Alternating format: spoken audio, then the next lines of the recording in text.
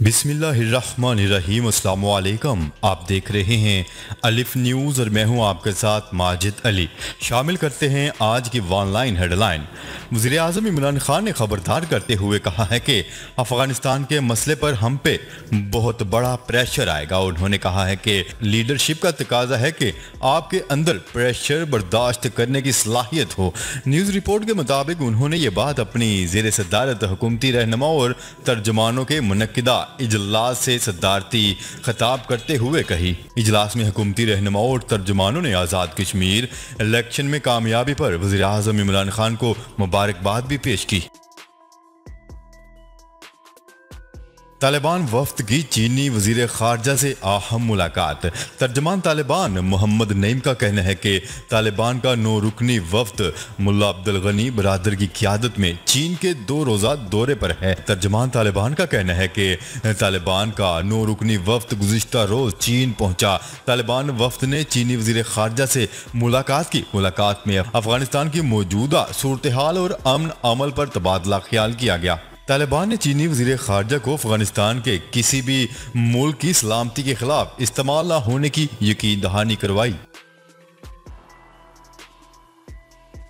मुल्क भर में कोरोना SOPs के तहत स्कूल शेड्यूल के मुताबिक 2 अगस्त से खोलने का फैसला किया गया है। इस्लामाबाद में कायम मकामी सेक्रेटरी तालीम आसफ हैदर की ज़ेर सदारत इजलास हुआ, जिसमें सूबाई एजुकेशन सेक्रेटरीज ने वीडियो लिंक के जरिए शिरकत की। इजलास में फैसला किया गया कि तालीमी आधारों की छुट्टियां नहीं बढ़ाई जाएंगी। कोरोना SOPs के तहत स्कूल शेड्यूल के मुताबिक 2 अगस्त से खोले जाएंगे।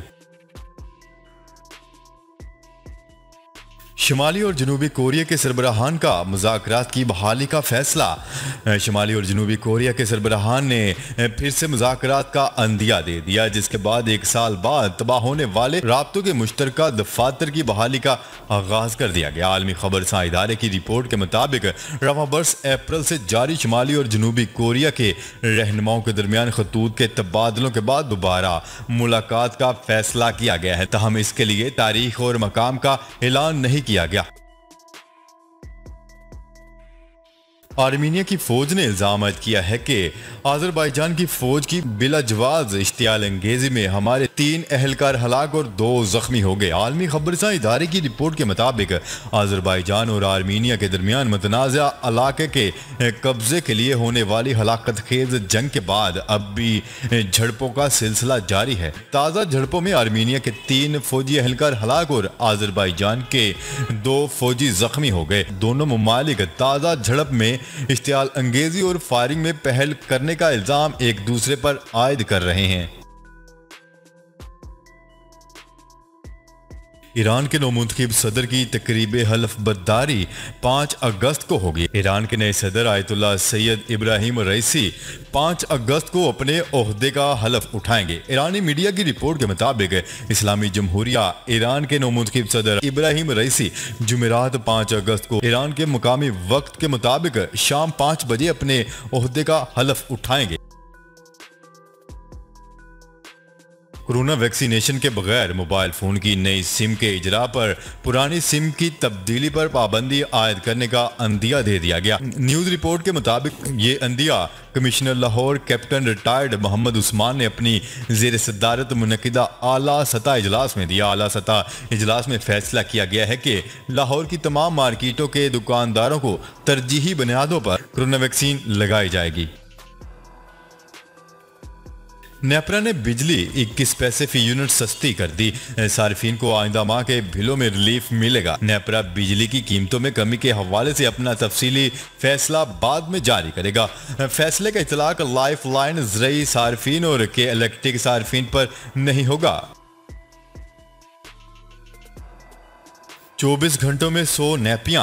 9 जुड़वा बच्चों की मां परेशान। 1, 2, 3 नहीं बल्कि 9 बच्चों को एक साथ जन्म देने और आलमी रिकॉर्ड बनाने वाली खातून ने बच्चों की परवरिश के हवाले से दिलचस्प इंकिशाफात किए। माली से ताल्लुक रखने वाली 26 साला हलीमा का कहना है कि बच्चों की परवरिश करते वो अब थक गई हैं। बच्चों के लिए 100 नैपीज और 6 लीटर दूध एक रोज में ही इस्तेमाल हो जाता है। उनका कहना है कि ये बच्चे कुदरत की अता हैं जब इनके यहाँ 9 बच्चों की वलादत हुई तो वो हैरान हो गईं क्योंकि इनके ख्याल में 7 बच्चों की पैदाइश होना थी। वज़ीर आज़म इमरान खान एक बार फिर आवाम से टेलीफोन पर बराह रास्त गुफ्तगू करेंगे। पाकिस्तान तहरीक इंसाफ PTI के रहनुमा सेनेटर फैसल जावेद ने समाजी राब्ता की वेबसाइट ट्विटर पर लिखा कि वज़ीर आज़म पाकिस्तान से फ़ोन पर आपकी बराह रास्त बातचीत की अगली नशिस्त इंशाअल्लाह 1 अगस्त बरोज़ एतवार की सुपहर को होगी। ICC की रैंकिंग जारी, बाबर आजम पहले नंबर पर बरजमान। ICC रैंकिंग के मुताबिक बल्लेबाज और कौमी टीम के कप्तान बाबर आजम पहले नंबर पर बरजमान है। रैंकिंग में भारतीय बल्लेबाज विराट कोहली का दूसरा नंबर है, जबकि पाकिस्तान का फखर जमान का रैंकिंग में 11वां नंबर है। फेसबुक का 18 साल से कम उम्र सार्फिन के लिए बड़ा फैसला।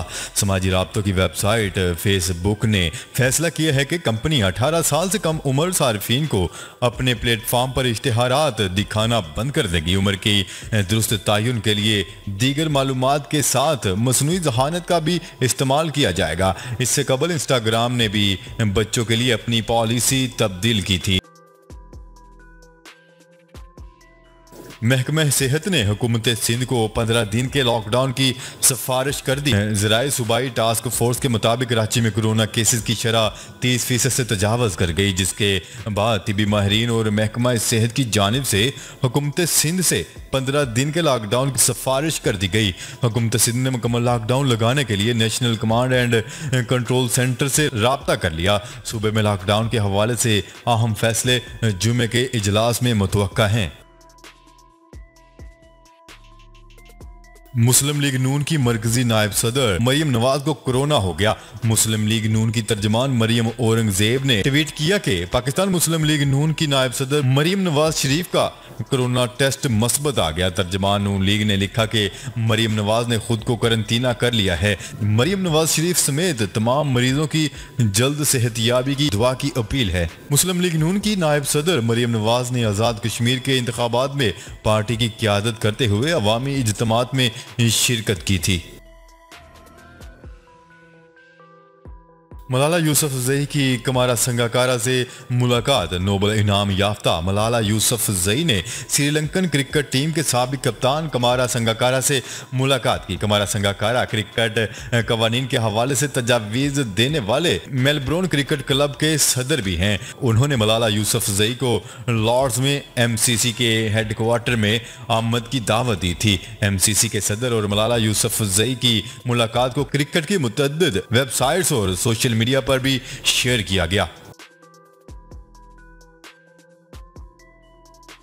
करप्शन केस, फ्रांस की साबका वजीर इंसाफ पर फर्द जुर्म आयद। फ्रांस की साबका वजीर इंसाफ को करप्शन के इल्जाम में फर्द जुर्म आयद कर दी गई।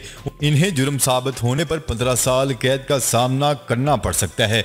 गैर मुल्की खबरसां एजेंसी की रिपोर्ट के मुताबिक फ्रांस की साबका वजीर इंसाफ पर इख्तियारात का नाजायज फ़ायदा उठाने और करप्शन का इल्ज़ाम है। करप्शन के इल्ज़ाम में इन्हें 10 साल और इख्तियारात का नाजायज फ़ायदा उठाने के इल्ज़ाम में 5 साल मजीद कैद की सजा हो सकती है।